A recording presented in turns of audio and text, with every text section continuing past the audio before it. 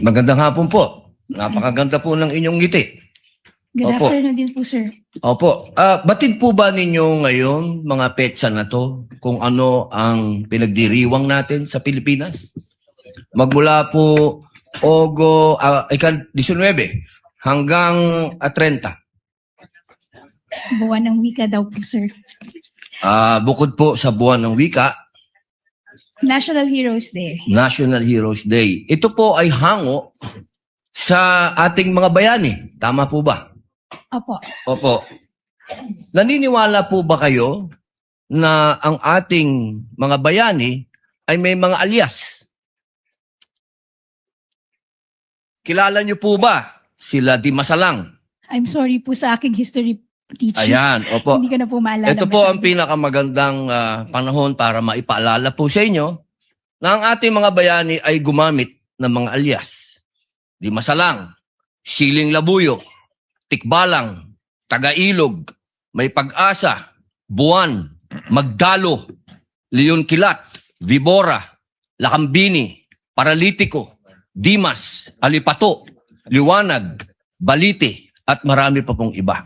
Ano po ang kahalagahan dito, palagay po ninyo?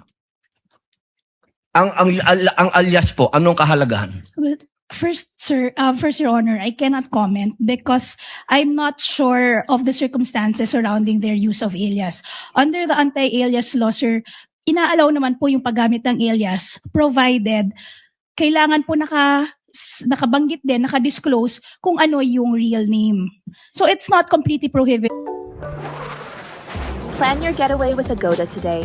All your travel needs in one place. The real. Opo. The real name. Pakisagot lang muna po yung tanong ko bago po yung explanation po ninyo. Pakisagot lang po kung narinig nyo na po yung mga alias na yan. Ngayon lang po nyo narinig. Some of it po, Your Ayun. Honor, to be candid, some of it I've already heard. Magmula po 1892 hanggang 1896, ginagamit po nila ang mga alias na yan. Nagkaroon lang po ng isang traidor, ang pangalan ay Teodoro Patino, na nagbulgar sa Katipunan. Alam po ba niyo yun? Yes, Your Honor.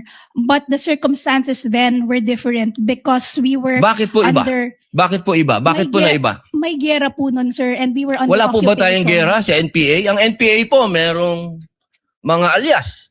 Meron pong ka-Cobra, ka-Agila, ka-Lawin, ka-Tigre, ka-Kapre, ka-Sirena, ka-Adobo, ka-Sinigang, ka-Pansit, ka-Tinola, ka-Sile, ka-Kamote, ka-Bawang, ka-Maxi, ka-Labuyo.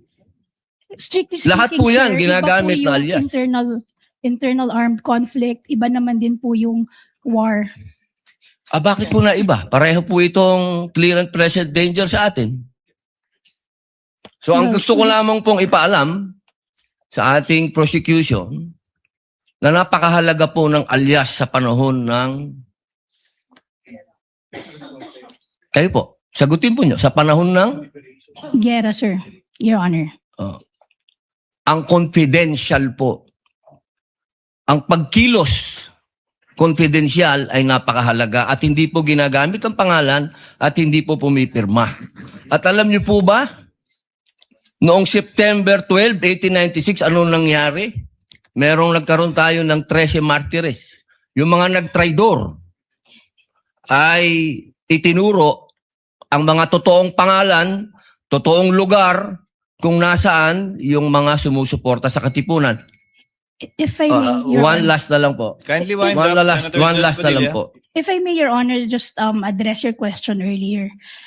With all due respect, Your Honor, the prosecution respectfully submits that whether the use of alias is allowed or not and whether it's necessary or not, to us, that is a non-issue because that was never raised Hindi po by pwedeng the- maging non-issue sapagkat ito po ang ipinalalabas ng prosecution If I may, Your na Honor, may mga pangalan na mga katawa-tawang pangalan. Mas nakakatawa po itong mga pangalan nung mga nangyari nung araw. with all due At isa respect, pa Your po, Honor, isa na lang if po. Kasi isa na lang po. Kindly wind up, Ito na lang po. Padilla.